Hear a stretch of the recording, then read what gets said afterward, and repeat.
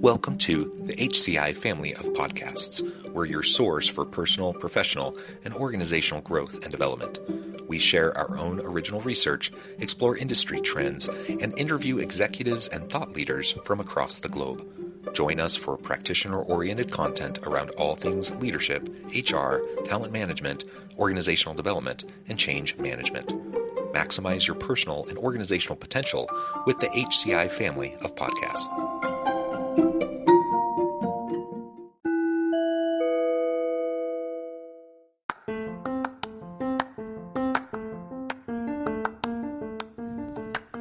Welcome to the podcast. In this podcast episode, I talk with David Noble about real-time and three-dimensional leadership.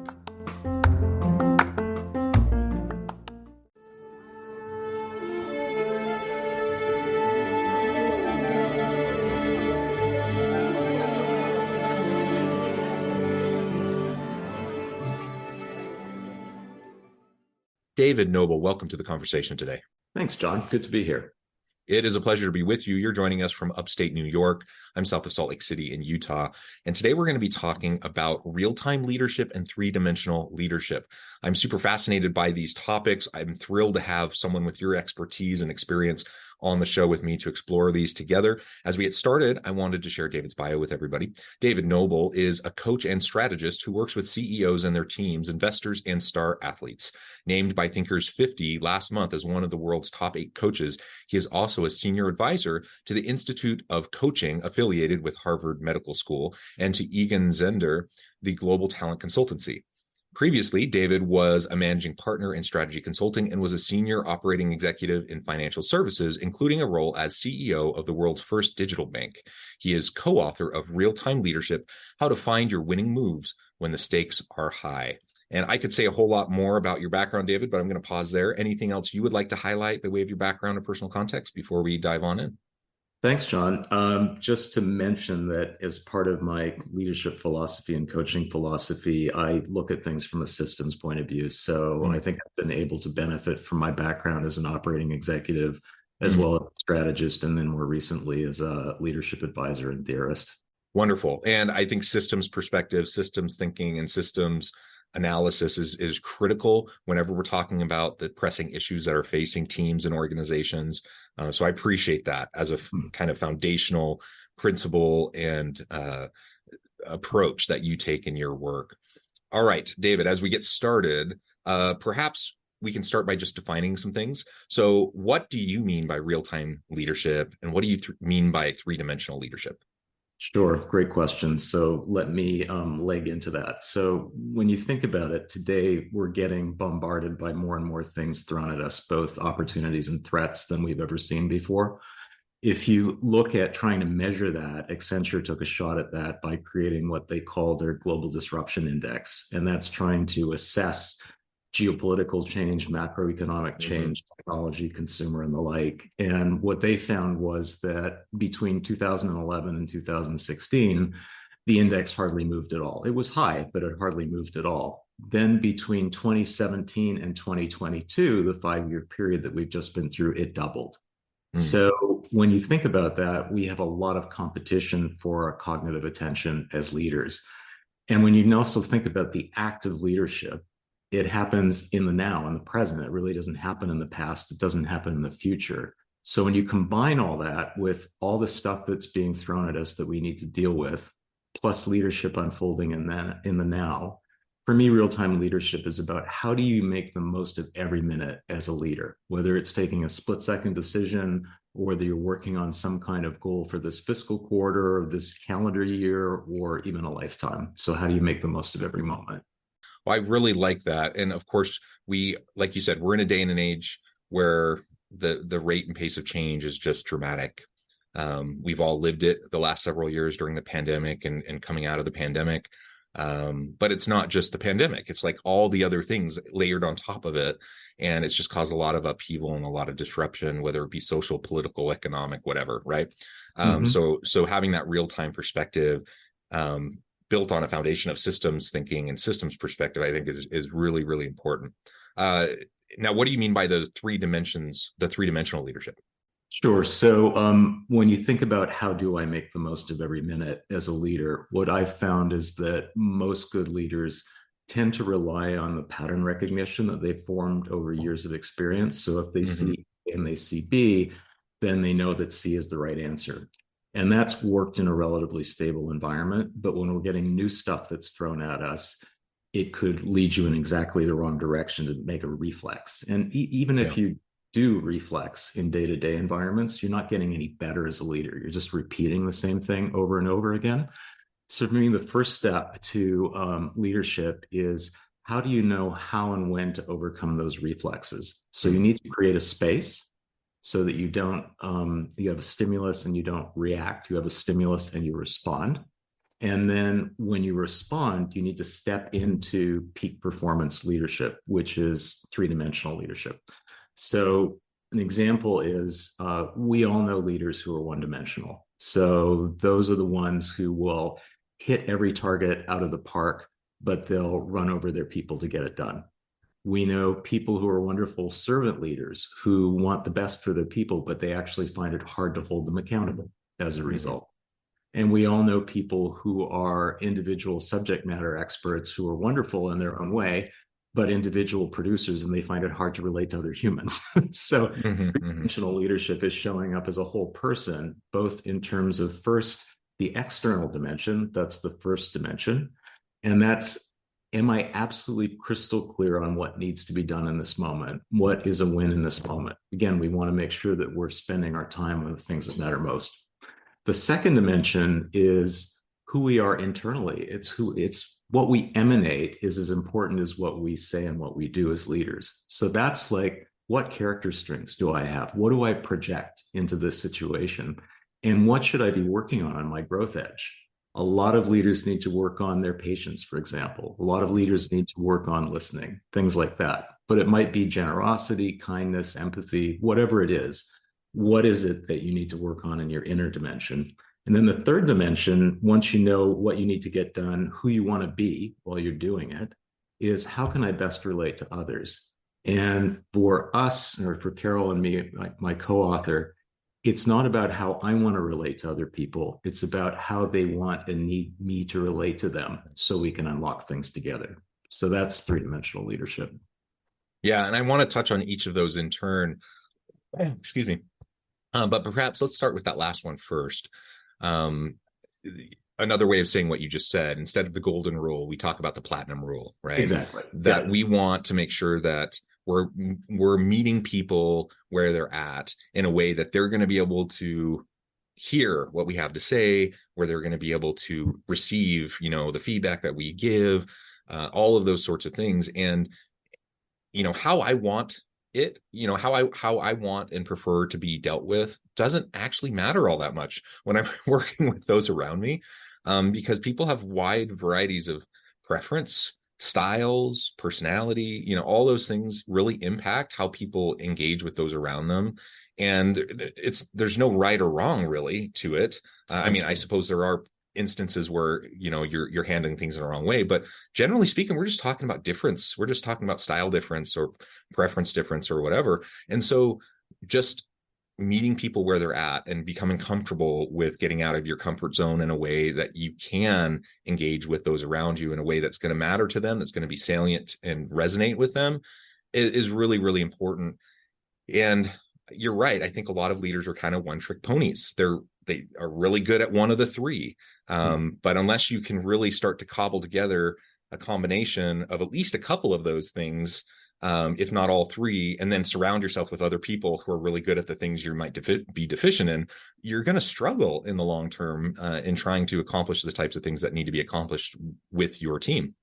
You are. And it might seem like a big step to be a three-dimensional leader, but I think there are some things that you can do in literally no extra time that can help you Mm. get there.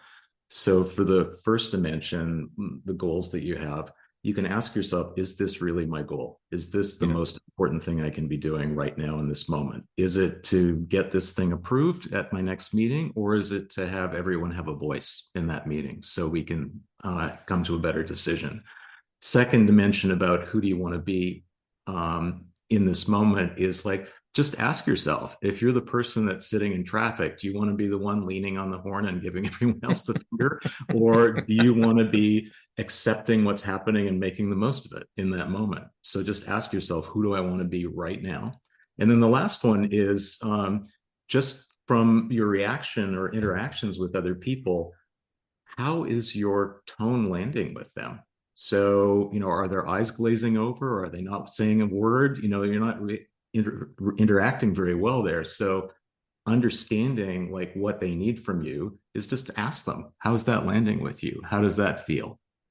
Going back to the first one, the external, or thinking about the goals, the KPIs, being results driven.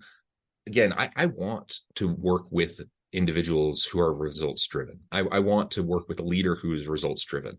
But there's a difference between, as you mentioned, someone who goes after results, at any cost, and the ends justify the means, and they walk all over everyone around them and they exploit people left and right. There's no trust there. There's no commitment there within the team. And generally that will, you might be able to produce good results in the short term, but in the long term, you're going to lose all your best people. No one's going to trust you, and your performance is going to stagnate. So that's really not a viable approach if that is solely how you go about your leadership. Yet it's one that I see a lot of leaders take. And I understand it. Like, they're feeling the pressure. Most leaders have someone they're reporting to, unless you are like the owner of the business and you don't have shareholders or anything. Like, unless that's the case, you answer to people. And when you're answering to people, you feel pressure. And so I get it. I get why people will sometimes cut corners to get the results. I understand why people sometimes step on people to get results. But you just need to recognize that when you do that, you're undermining your own long-term ability to be effective as a leader. And you're just sacrificing long-term success for short-term gains that are not real gains in the first place, because ultimately what you did to get them isn't going to prove effective moving forward. Yeah, and I think some people just misread what their mandate is. So they think Sure. they're leaning in to drive results, and it's fine to lean in. Leaning in means that you have a conviction about something, you have a point of view, you're going to take a decision, you're going to move things forward. That's all fine, but it's how you do that. And you don't have to be like you're driving a tank. You can lean in with empathy, you can lean in with a sense of humor, you can lean in with generosity. There's so many different ways to lean in to get that done. And that's where the other dimensions of leadership come in. Yeah. And I'm thinking right now, as we move into the second one a little bit more, I'm thinking of an organization, multiple people within the same organization, who tend to have different strengths in these areas. And I'm thinking of one person who's kind of the steamroller, get stuff done at all costs kind of a person. And they're a bit of a nightmare. Like, people don't like working with them. And there's repercussions for their approach.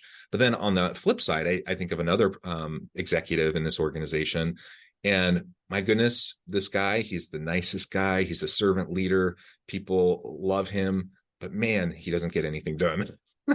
And so, like, on the flip side, like, people get a little bit frustrated because they're like, nothing's actually moving forward and things are stalling. And there's, it's wonderful to be nice and kind and treat people with dignity and respect, but you also want to get stuff done. You also need to have some sort of political savvy within the organization. You have to be able to know how to navigate difficult conversations, and you can't just always move forward with feeling good all the time and everyone liking you all the time. That's just not how it works. Right. And so I think in both of those cases, I see leaders who have potential. I see leaders who in some ways are doing a good job, and I see a lot of room for growth in both of those individuals. Now, that's not to say, I mean, I'm pointing out, these two examples that just come to the top of my head. Of course, we all have those areas that we need to work on. And so it's not unique to them. I think every leader has things they need to work on for sure. But that was just a stark example in my mind. And it really is limiting both of their potential and both of their opportunity to really have the type of impact I know they want to have. They're both good people. They're both, well-meaning. and they both have vastly different kind of approaches and strategies, and it causes some problems, some friction, and that's, hopefully as we move into that third dimension and you start to couple these first two and you move into that third dimension, you start to recognize where other people are coming from a little bit more, and that's where you can really start to hone your ability across these areas. You mentioned earlier as well, with the reflective process. Like, it doesn't take a whole lot of time. It doesn't take any like money. It just takes, a little bit of self-awareness and a little bit of reflective energy to think about where you're at. Are those the goals that you want? Are you being the person you want to be? Are you interacting with people the way they like to be interacted with? Fairly simple, straightforward questions. If we just get into that daily habit of asking ourselves those, reflecting as we're walking from meeting to meeting, how did that last meeting go? Think through those questions. That if you start to do that consistently and build some muscle memory around that, my goodness, I think that alone could move people remarkably forward. Yeah, it's all about cultivating an intention to be a three-dimensional leader and then activating that intention through those simple questions. And it's all about expanding our leadership range at the end of the Yeah. day. This is moving outside of our reflex, because my reflex might be to be a servant leader. My reflex might be to lean in all the time. And those are all appropriate strategies, just not all the time. So you've got to cultivate more agility to be able to step into what you need to do as a leader. Yeah. That agility piece, I think, is critical. And that really gets to the last main point I wanted to explore with you today, around creating options, generating options for success. Because we're in a rapidly changing world, the landscape of work is shifting. Being a leader today, being an effective leader today, is not the same thing as being an effective leader even 5 years ago. Certainly not 10 years ago or a generation ago.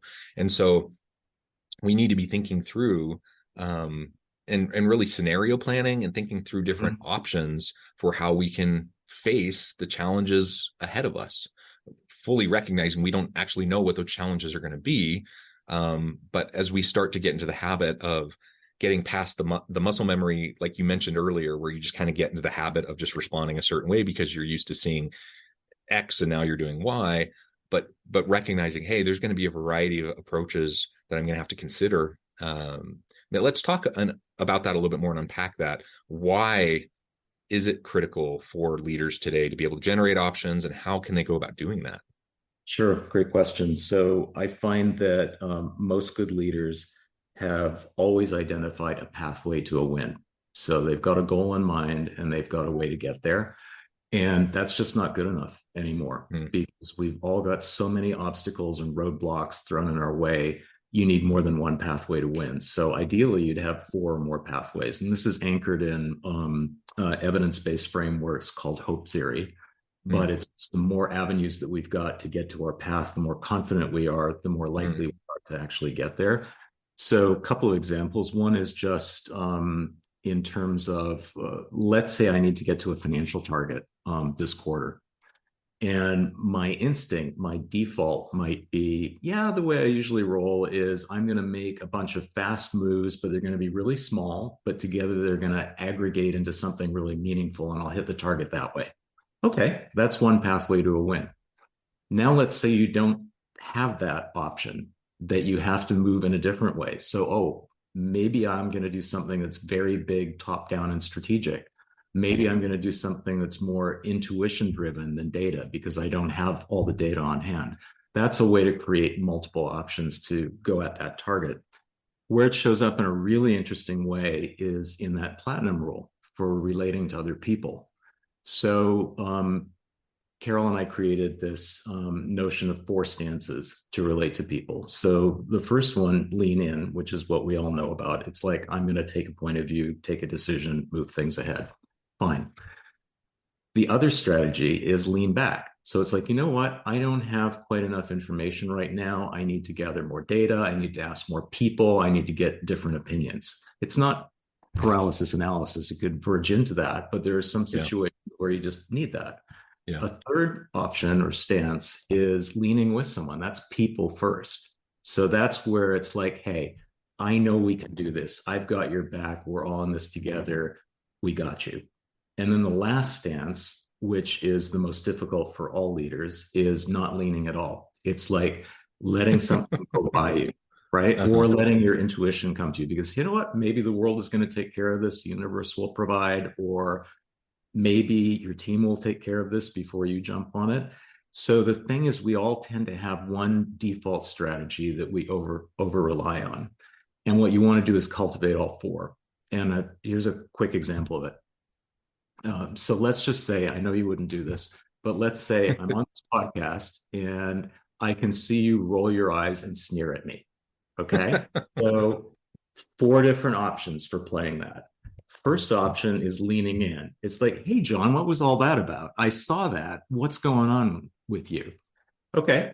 That's a possible strategy. Another strategy is leaning back. And it's like, I wonder what's going on with John. Like, was there something I said that was going on, something that's going on with his day, something that was bothering him? I wonder what's going on. Third option is leaning with. It's like, oh my gosh, I've offended John. I need to make him feel better. And then the fourth one is just to go like, John, who? I'm going to keep going and make my point.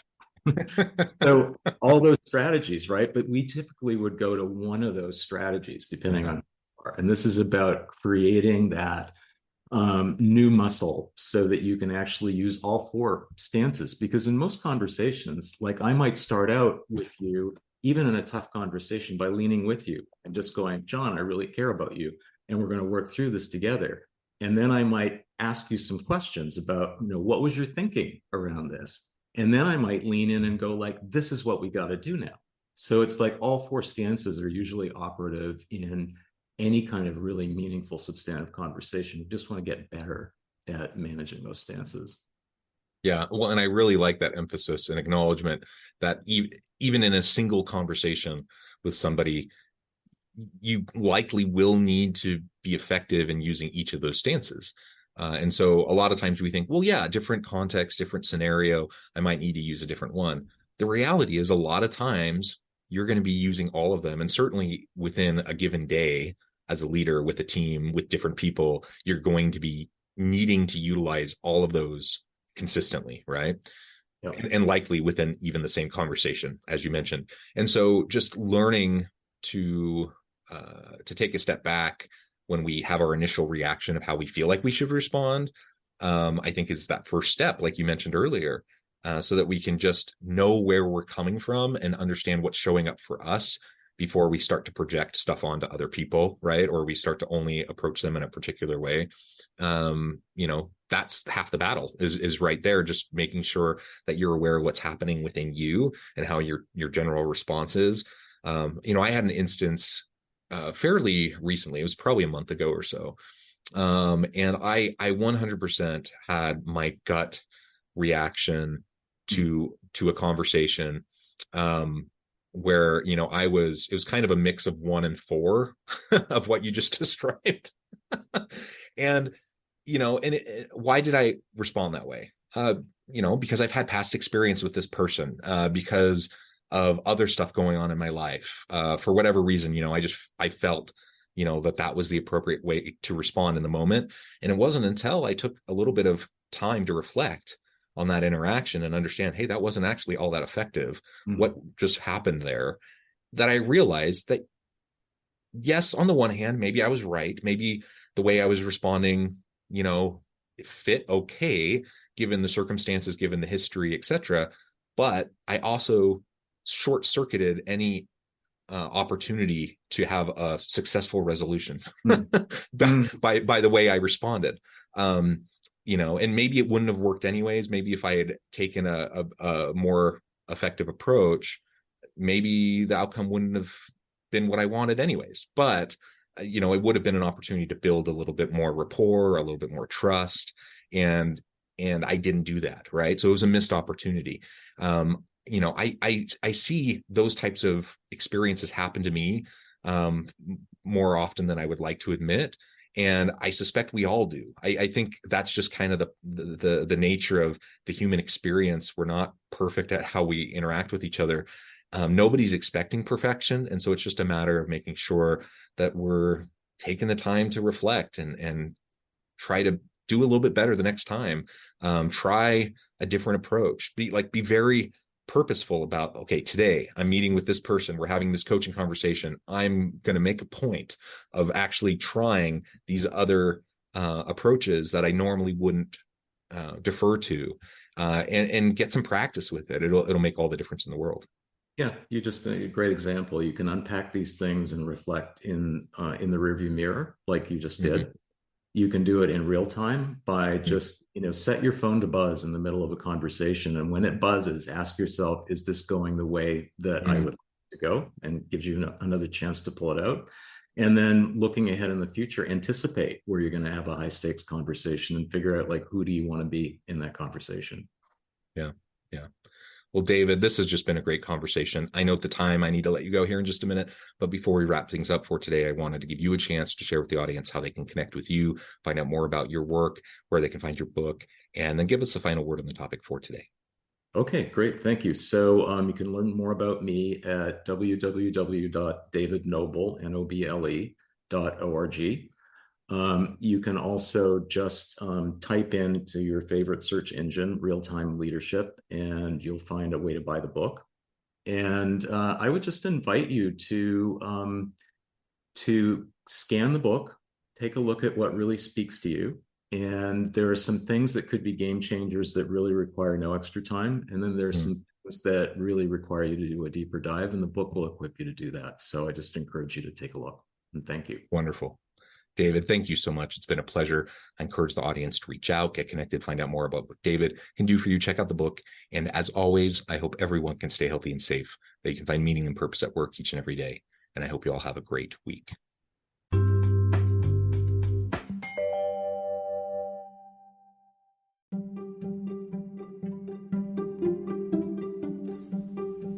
Thanks for joining us for this episode of the podcast. We hope you stay healthy and safe, and please join us again soon.